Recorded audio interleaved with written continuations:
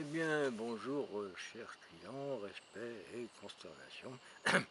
D'abord, quelques nouvelles du front, des différents fronts. Tout d'abord, ma chaîne se perfectionne un petit peu sur Uploads, avec un petit peu plus de professionnalisme. Ensuite, je lance toute une série de petits films, des petits courts-métrages. Le premier s'appelle Garp. Bon, les autres seront du même acabit. Sinon, je reste toujours évidemment fidèle à YouTube, je resterai toujours fidèle à YouTube. Voilà, ah oui, sinon j'ai écrit une adaptation de The Absent One, c'est le tube de Rimbana. Alors Rimbana, c'est une chanteuse palestinienne qui, hélas, est décédée. Donc je ne publierai pas direct cette adaptation parce que c'est évidemment un peu craignos, tout ce qui touche à la Palestine, etc. Donc je soumettrai ça à la modération avant de la rendre publique.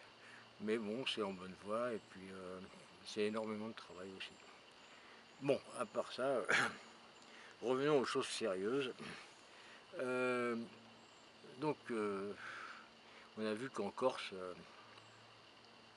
les choses quand même, les choses commençaient à s'arranger un petit peu. Alors évidemment, bon, il n'y a pas eu énormément de morts, hein, ces morts qui viennent évidemment en plus de tous ceux, tous les décès causés par la bagarre entre les Jésus, les apôtres, les extraterrestres, etc. Bon.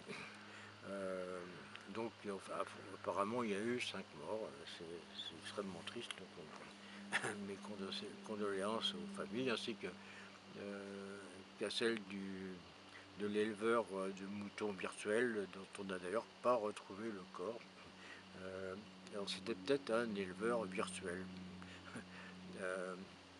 Enfin bon, l'enquête est en cours. Mais comme les gendarmes qui enquêtent sont également virtuels, on n'est pas sûr que ça aboutisse très rapidement. Donc alors quid de la bataille des Jésus? Alors première chose, en fait le vrai Jésus a jeté l'éponge. Son père était exaspéré par cette histoire, que la religion soit encore mêlée à un scandale. Il craignait que l'Église soit encore accusée de méfaits, de massacres, de choses comme ça.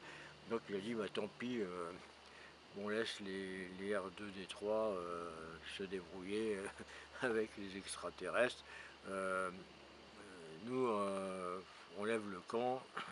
Au moins, on ne sera pas impliqué dans cette affaire. Donc, Jésus était un petit peu énervé, ça ne lui a pas plu beaucoup, mais il a bien été obligé d'obéir à son père. C'est quand même Dieu, hein. On rigole pas. Il faut respecter Dieu, hein. Toutes les religions vous le diront. Donc c'est ce qu'on fait évidemment sur cette chaîne qui fait l'éloge de la piété. Oui, il déconne, mais bon. Non, mais on n'a rien contre, hein.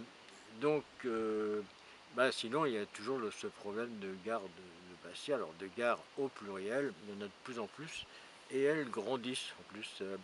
Alors, celle de la gare de Bastia de Lyon, par exemple, maintenant est dotée de voies qui font plus de 4 km, et ça grossit de 100 mètres par heure pratiquement.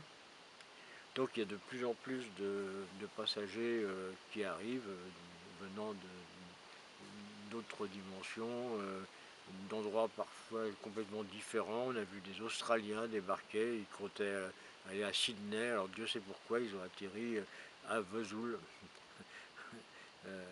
Et ils ne voulaient pas voir Vesoul, ils ont vu Vesoul, mais ils ne voulaient pas voir Vesoul. À part ça,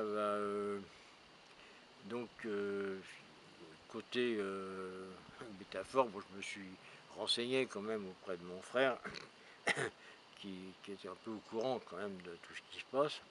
Alors, mon frère m'aimait, hein, évidemment. le plus grand bluesman de la galaxie. Euh, alors, lui, il m'a dit que, alors sous toute réserve, on avait déniché le traître au monastère de Frit, celui qui balançait des infos sur les virus avant même que le virus ne soit, enfin, sur les antivirus avant même que l'antivirus ne soit injecté. Et bah, il semblerait que ce soit un démon du IIIe siècle, un dénommé Patrick Buisson, qui était sans doute à la solde de Mormoile. C'est un démon psychorigide qui est très ami avec Gabriel, vous savez, l'archange. Enfin, bon, c'est la concurrence, mais ils ont la même mentalité, c'est des boulot, service.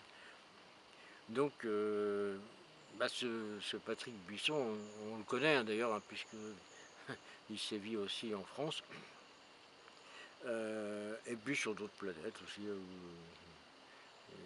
Bon, il fait son travail, hein, ceci dit, hein, c'est un démon très travailleur.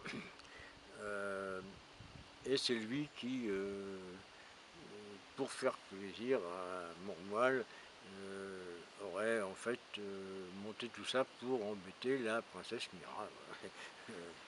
C'est classique. Il va l'avoir dans le cul à la fin, on sait, parce qu'à chaque fois il se fait avoir. Je parle de Mormoile. Hein. Donc on sait que ça va finir par capoter son histoire, mais pour l'instant, bon, c'est un sacré bordel. Et puis on n'arrive toujours pas à retrouver le Graal. Donc là, on a fait venir un spécialiste de frites aussi pour récupérer le Graal, un autre pour reprogrammer, un spécialiste en antivirus aussi. Donc bah, je pense que ça va finir par se solutionner tout ça. Mais après, bon, il va falloir renvoyer tous les gens dans leur dimension, ça va être extrêmement compliqué. Et on ne parle même pas de ceux qui sont actuellement au monde magique, donc qui se retrouvent au Moyen-Âge, en fait, complètement paumés. Alors, pourquoi est-ce qu'il y a eu tous ces gardes Bastia? En fait, c'est toujours à cause du bus numéro 34, parce que le roi Arthur, enfin, c'est la programmation, le bug programmatique, cherchait à trouver l'arrêt du bus numéro 34 en face de la gare de Bastia. Donc ils ont créé la gare pour avoir l'arrêt du bus. Donc c'est pas logique, mais vous savez, l'intelligence artificielle, c'est une logique qui est un peu différente de la nôtre.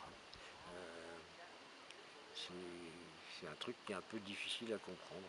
Il y a des spécialistes, hein, moi j'en connais. Hein. Entre autres deux anciennes nonnes. Dans le temps, on les appelait les violettes, c'est mignon. Et bah, elles sont très spécialisées là-dedans. Mais moi, j'y connais rien. Ignare. Voilà, bah, sur ce, bah, je vous quitte. Et bah, je vais aller poster ça et puis terminer l'adaptation de The Absent One. Alors en attendant l'adaptation, je vous conseille d'écouter l'original qui est absolument remarquable. C'est Rimbana The Absent One, c'est fantastique. C'est beau comme tout. Et voilà, et voilà. Respect et consternation.